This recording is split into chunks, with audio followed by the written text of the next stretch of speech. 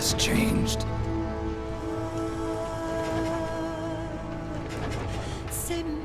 It's no longer about nations, ideologies, or ethnicity.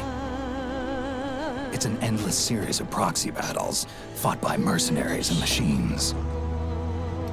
War and its consumption of life has become a well-oiled machine.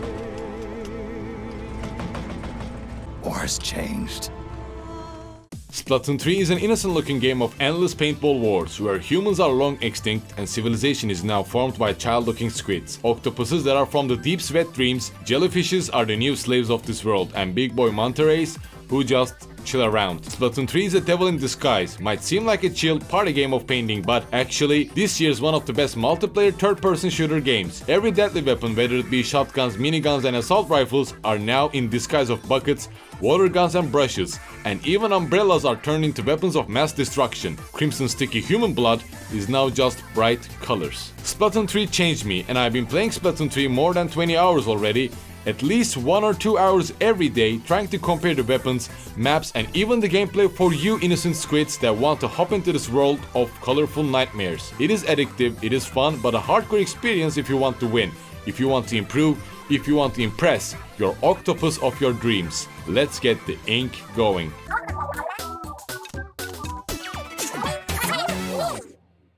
To be honest, I played Splatoon 2 around 40 hours when it was released back in 2017 summer. I was in Japan on my own, got in line with Japanese people around 9 or 10 AM in the morning, bought it and then went back to the hotel to play it non-stop. And Splatoon 2 was fun. I really like to play with brush and roller paint thingy, so that's what I also wanted to use by Splatoon 3 first. And man, how wrong I was.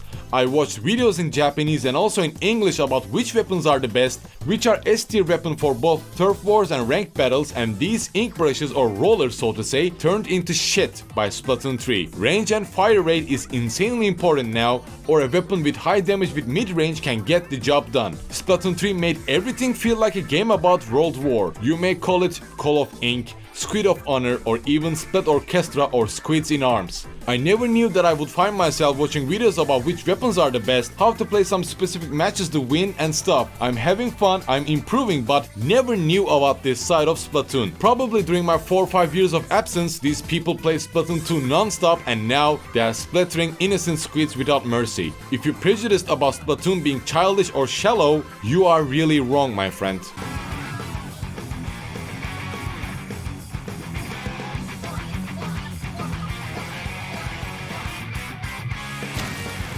You can either play Splatoon 3 as PvE, its story mode, or the Salmon Run, but its main focus, from choosing your deadly tools of mass painting and gear optimization, is indeed for multiplayer. As for PvP, there's turf war and ranked matches in general, and around each hour, the maps and even the game modes of ranked matches gets updated, so Splatoon 3 keeps itself fresh as octopuses. These map and game mode updates are being announced every hour by Shiver the Best Octopus, Friday Squid and Big Man the Manta. Although casual, namely the turf match, always presents the same game mode, 2 teams of 4 players competing against each other, painting the map, splitting against each other, and by the end of 4 minutes, the team that covered the most of the map wins.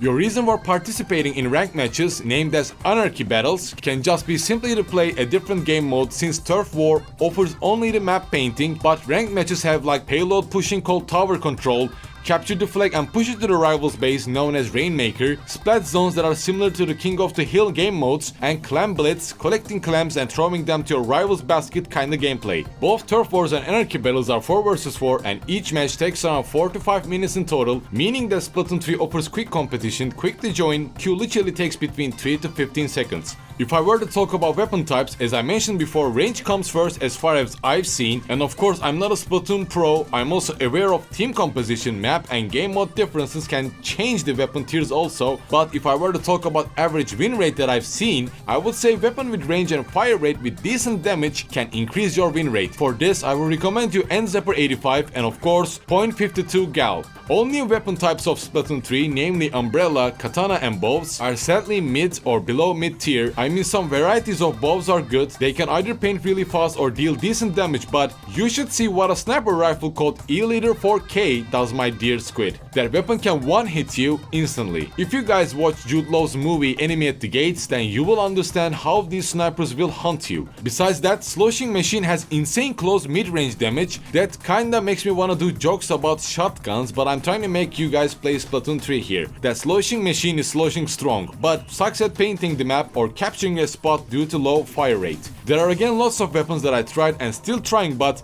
these are my quick tips for at least 45 to 50% of win rate, my dear squids.